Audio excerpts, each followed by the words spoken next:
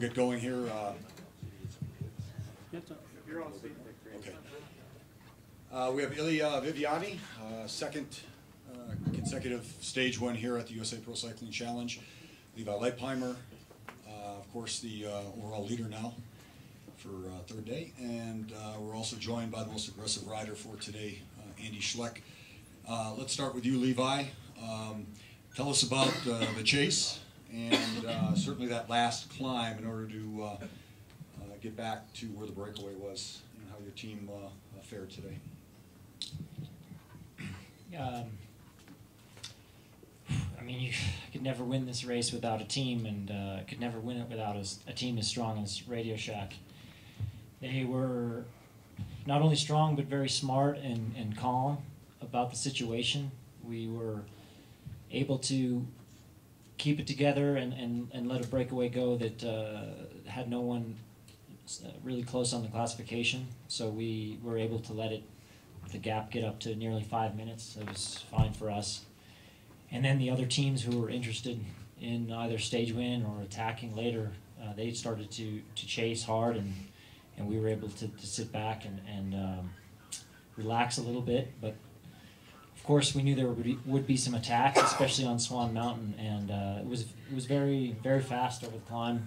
At the top, my teammate Ivan Ravny, he did an amazing job. He pulled the last couple kilometers, and when we crested it over the KOM, I took a look over my shoulder, and there was less than 10 riders. So that's a sign that it was obviously not only a hard climb, but a hard day.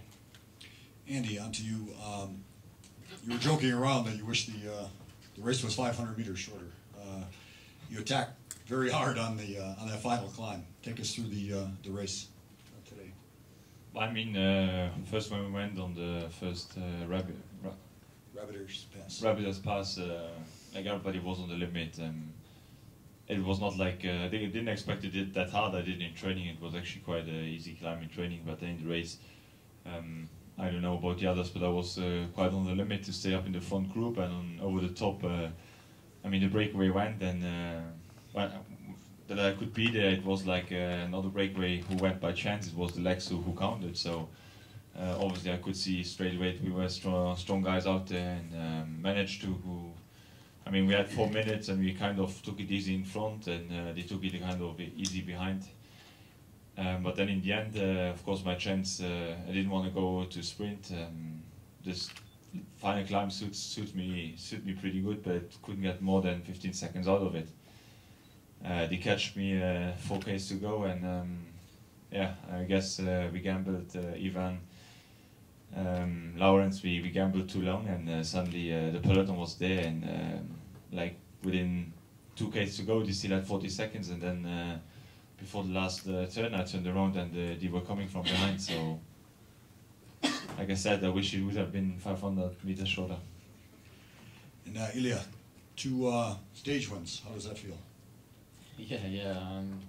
For today, I don't think but the race for the Team Liquigas is very good today, because even all day in the front and in the final.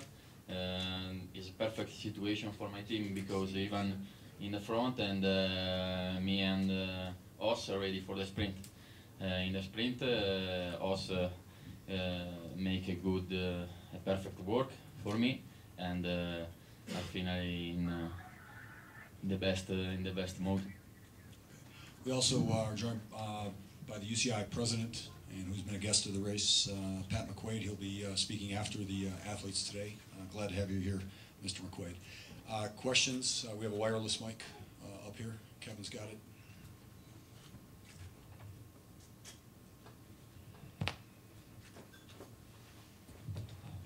Levi, to remain as patient as you guys were, I mean, tactically it made sense, but, you know, as that gap widens, you know, was there a part of you that, you know, wanted to make a push, or did it just make more sense to be patient in that situation? No, it actually makes more sense for us to let the breakaway go, and so the stage win is amongst them. I think it would calm the race behind, and I think it also they deserved it because they were out there all day. But really, we had no interest in closing the gap because our only goal is to win the race. And as long as the gap is not more than, whatever, I think Andy was 6 minutes behind. As long as it's not more than that, we're okay. We've been looking at tomorrow's stage. Do you see any scenario where you lose 11 seconds on it? I don't want to think about that, no. But just think positive and keep doing what we're doing. I think we've done a great job so far, and we just got to carry that momentum one more day. Elia, how did the team decide which sprinter to work for today, you or Daniel, based on the characteristics of the finish? The tactic for the team is in the attack Schmid or Ivan, and after if me and Os in the first group, the sprint is for me, for the green jersey, because I am more faster Os now, and the team want to win this stage, and for me is more simple.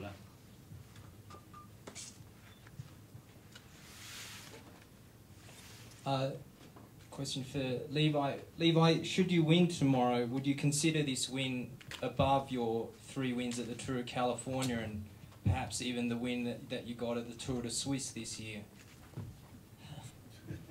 I don't know. It's fair to compare race to race. I mean, the Tour of Switzerland, it was the 75th edition, and all the greats of the sport have won. So, historically speaking, that's really my biggest win.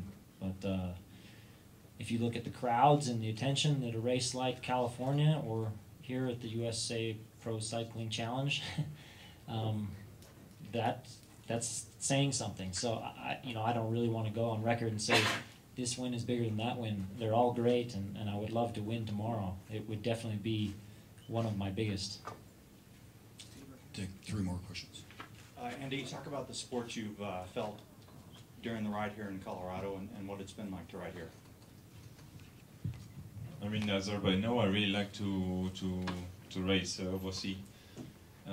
California, did Tour of Georgia, did a race in Philadelphia, Gratium, CSC, Classics, and almost every race I done over here, where our team participated. And but this race has been really, really special. I didn't know how it was in altitude, and I experienced something really different. You explode really quick and you don't recover anymore. The race is like a little bit of a slow motion race. I mean, a climb like today, if you would have done it in like Rabda Pass on normal sea level, let's say, and go up from sea level, I think we would have done it in 4 or 5 minutes faster. So it's really like a slow motion, and but definitely a hard race. But I expected the climbs to be harder here. But it's like what we explained in the beginning of the press conference. It's altitude who's the biggest obstacle for us. I don't think that the climbs are like that much harder than. I actually think they are less harder than in Europe, the Alps. But it's altitude who makes us suffer. Take 2 more questions. We're also joined by Sean Hunter, who will also be part of the press conference with them. Go ahead. Andy, winning this jersey, being on the front today, can you leave Colorado now satisfied from a sporting perspective? I mean, I was today really, really close to win the stage. I came over the last climb with 15 seconds to 3 guys. If I maybe would have 20, it would have bring a car between us, and it could have changed.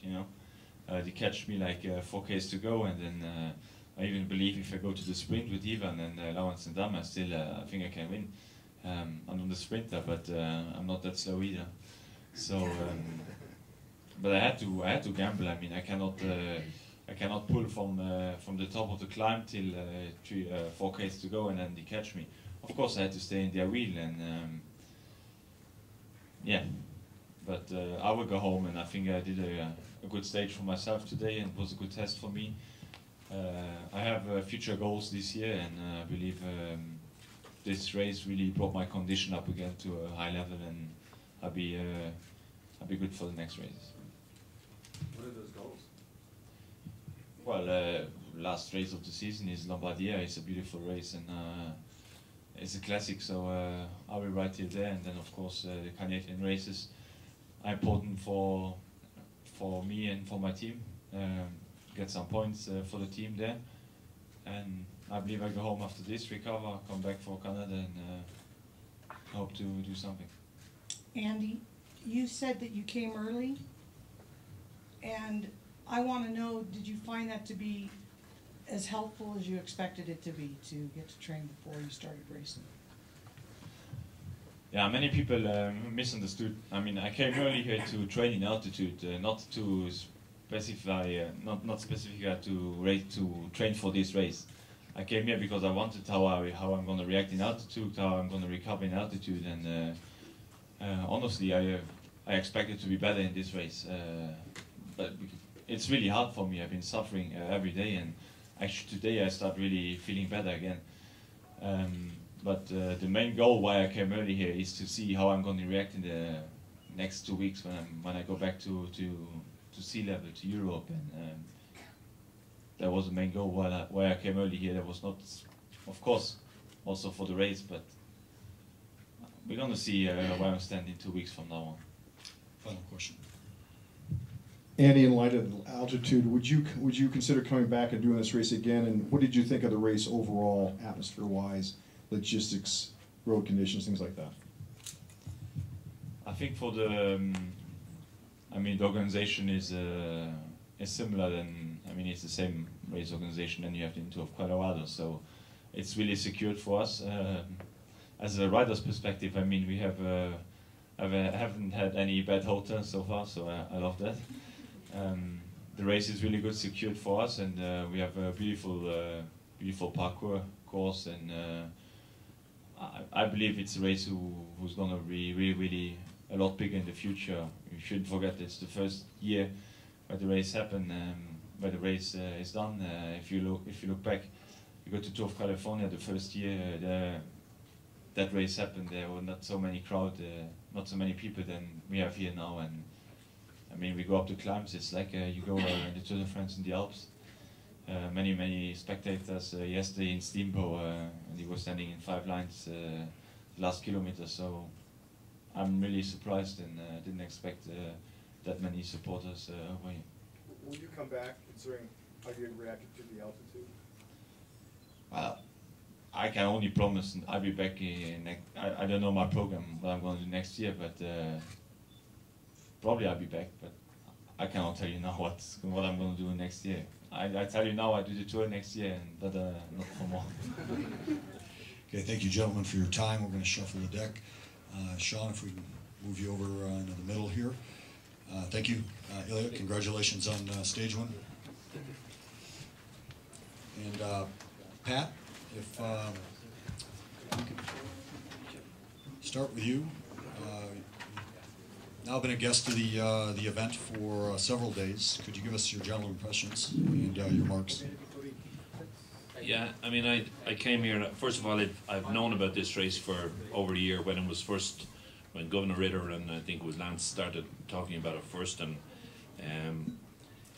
so I've followed the preparation of the race, and then since it is the first edition of it, and Sean invited me to come over for the week, I felt it was important to do so, to see the race and to see how it fits in and how it's organised and so forth. I wasn't overly concerned about the organisation because, it's, as Andy said there earlier, it's Medalist Sport who organise California as well, and have done Georgia and other big events. But just to see how it was in Colorado and so forth. I've been to Colorado before for the course in '83 and '84, so I knew there was a lot of support from the public in Colorado for cycling. That support, those fans haven't had the opportunity to see top level cycling really for the last 20 years, and here it comes back again, and we can see on the roadside the massive crowds that are out each day, and a lot of them taking Tour de France initiatives and so forth, and dressing up, etc., which all adds to the occasion and adds to the festivities and so forth. But I think from the UCI's point of view, it's an important race, because from the UCI's point of view, our strategy is to globalise the sport, And this fits in very, very well with that strategy. And I hope that the race can continue to grow and we can continue to see good quality riders and good quality racing taking place here. Sean, your general comments on obviously UCI and the sanctioning and obviously the relationship there overall. Well, I would like to thank Pat for joining us. He's been a supporter of mine personally for the last almost 7 years, and a big supporter of this race. And so, Pat, thank you for being here. And he always writes a report for me at the end of each race, letting us know how we can get better, and we will utilize that, you know, in his years of experience. So I'm looking forward to that. I really want to say a big thank you to Breckenridge. We remain extremely humbled over the week. The crowds keep getting bigger and bigger. That was impressive. I've been an 18-year resident, or had a residence here in Summit County for the last 18 years, so I'm proud of what's happened here in Breckenridge and in Summit County. It's amazing. And I think tomorrow is going to be big and scary, and I'm really looking forward to it. So I think we're going to look back on this event, Pat, and say, let's do it again. Good questions, John? Pat, how can the race improve? I mean, you can always improve. Even the Tour de France can improve. You learn from your existing events. You learn from each event that you do. The race can improve by looking at events such as the Tour de France, looking at the great events and looking at how they're presented, how they're organised, how they're operated, and so forth. And that doesn't mean every event has to be like the Tour de France. Each event has its own characteristics and its own character. And I think the thing is to bring that out. I have heard, although I haven't seen much of the television coverage, I heard that could be improved a bit, and that's one area. Other than that, I mean, as I say, the crowds on the road are massive, absolutely. It surprised me the last couple of kilometres coming into Aspen, coming in yesterday, and then even in here today as well. And that's something that can be built on. It's something that has to be built on. There's obviously been a lot of work gone into the background into this race. A lot of work has gone into the promotion of it. The fact that those crowds have come out, and I think it's you know, it augurs well for the future. But it's something which we will do, working with both Sean and his team and Medalist Sports and indeed USA Cycling as well, to try and improve it. Once the investment continues to come into the race, and that's the most important thing. But to get the current level of investment, and then to bring the race to a higher level, then you're going to need more investment. Hi, Sean. Does the event have secured funding for next year, and what are the aspirations and expectations for the race to upgrade to an HC status for next year? Absolutely, we have committed funding. We have two very, not only committed, but very passionate owners. I think the reward for me this week was to see the smile on their face each and every day at the end of the stage, and see the crowds and the enthusiasm. And we are working on that. We're working on that with both Medalist Sports, the upgrade, and with Pat. I think it's logical. I think this is, we'll look back and say this has been a good year. We'll get better in 2012. But I think for America, Pat, we're pretty lucky. We now have three, Tour of Utah as well. We have 3 great events. It's, I think, a credit to what's happening at USA Cycling. I think we had more teams in the Tour de France, the American teams, than any other country by 2. So there's a lot of good things happening, a lot of good momentum, and this race is definitely back, and it's definitely going to be here for the long term. With more teams through per country by 2, I would like to see more events in the United States by 2 per European country also. Pat, can you comment on that as well, the upgrade for this race going forward? I mean, the field we've assembled here is definitely more reminiscent of a larger upgraded category. Yeah, it is, and it's something the UCI will study. And there's a meeting, indeed, of the UCI Road Commission this week, which I will be on Tuesday and Wednesday, and I've no doubt it will come up for discussion there. But any decision is taken in also in view of the total number of races that there are in the United States. There's no point in having 3 or 4 or 5 HC races or nothing in the step ups and below. So it's taken in relation to, you know, the total number of events that are in the US as well. Pat? Yeah. So you now have the Tour of Utah, the USA Pro Cycling Challenge, and the 2 Canadian World Cup events. And basically what we're doing is, it seems like there's the creation of a North American calendar to rival the late season European calendar. How do you entice teams to be able to come over here for all of these events and continue to have a 3-week or month-long stay here right before Worlds? Well, it's a challenge. It's a challenge that we have in globalizing the sport, and it's a challenge which we're certainly prepared to meet. The fact that our pro teams are, in particular pro teams and to some extent pro continental teams, are very large teams with large numbers of riders means they can have 2 to 3 programs, and it's a question then of having a good number of events to be able to fit into those programs. But I mean, this, as I said at the beginning, fits very much into the globalization of the sport. Fits very much into the image that the sport has at the moment. I've said recently that the sport is going into, I think it's going into a golden era. I think we're coming away from the problems of the past, and there's a lot of evidence that we're clearing and cleaning the house and getting the house in order and getting away from the difficulties of the past, which means that we're getting better racing, better, more competitive racing. You saw that this year's Tour de France was a very competitive race right to the very end. This race here in itself is competitive too. There's only a handful of seconds going into the final stage tomorrow, and that tells its story in itself as well. So I think that those things, and plus you can see the crowds that are here this week. I mean, I've been to America many times since 30-40 years, and when you look at the Le Mans era and the impact that it had on American cycling, you look at the Armstrong era and the impact it had on the American cycling. Here we are in a period with no Le Mans or no Armstrong, and yet the crowds are bigger this week than any race I would think in United States soil up to now. And they're out there supporting all of the teams and all of the riders, Andy Schleck and Frank Schleck and Evans and all that. So it is the fact that the sport is globalizing and the people are recognizing that, and the teams and the riders are prepared to travel to ride race events abroad. I think in the next 5 to 10 years, it's going to change the sport completely. Pat, do you see any possibility for the race to expand into more stages? We've got some pretty nice mountains in southern Colorado as well. I know the calendar's pretty tight, but do you see that as a possibility? That is a possibility, always to add on a day or two per year in this and the other. No, there's nothing cast in stone that says you cannot do that.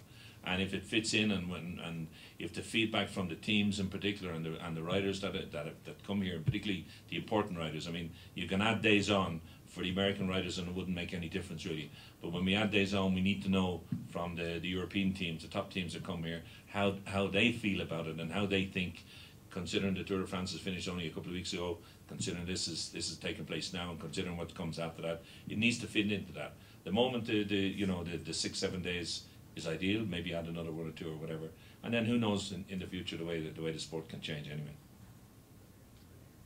Hi Pat. A crash earlier this week caused the race radio ban to come up again as a topic, and if I'm not mistaken, I believe the UCI was going to create a case study group and postpone or maybe change the rules up until next year. Can you comment on that? Is that still in the process? In relation to the crash early in the week, I don't necessarily want to specifically. I know it did come up and it brought up the subject or the topic for conversation. But likewise, I can quote many crashes that have been caused by race radios as well. So I think one balances out the other. I think the crash was unfortunate and very unfortunate for the guys that had to go to hospital. But I wouldn't blame it on the lack of race radios at all in the event. In relation to what the second part of what you said, we are currently in discussions with the AIGCP, the teams group, about setting up a commission, independent commission, and the UCI is looking at it. And at this point in time, I don't want to say exactly what's going to happen, but we are going in that direction. Sean, pre-race estimates were that you guys could hit 1 million fans over the whole week. Do you have any estimate to this point, or any estimate of what you guys might hit coming out of tomorrow? It's an inexact science. It's very difficult when you go point to point. I think what a lot of people miss is what happens between today and Steamboat, which there was a great turnout, including the first KOM. What happens through the pass-through cities? We had over 100 yesterday. I'm quite certain we were there today. I would bet the actual finish here in Breckenridge, we had more people in Breckenridge than we did yesterday in Steamboat, and that was quite impressive. I was personally able to count 16,000 cows, which you have a clicker, but I think we will be close to 1 million over the week. I do believe tomorrow will be a phenomenal attendance. Golden has done a very big job. They've had a week-long celebration. Events on Friday, Saturday, Sunday. We all know the significance of Lookout Mountain for cyclists in this area. Tommy Danielson holds the record up that. And then I think it's going to be massive in Denver with not only the circuit finish, which is great for the spectators, but the festival and the concert with the Flowbots. We have a lot going on, and so I think we could get close to the million. But at the end of the day, it is an inexact science. But I appreciate Pat's comments. Levi last night on I watched a television interview, and he said he thinks this is, of any race that he has raced in, that this has been the biggest crowds he's ever seen in any American race. So good first start, and again, like I said earlier, we're humbled by the support of the communities and the fans, and you see the passion here in Colorado. There's not many races could resurrect people, and I've seen Elvis around a couple of times this week. Two final questions. Pat, just off the subject of this race, why did you feel comfortable in awarding the Tour of Beijing while giving it a place?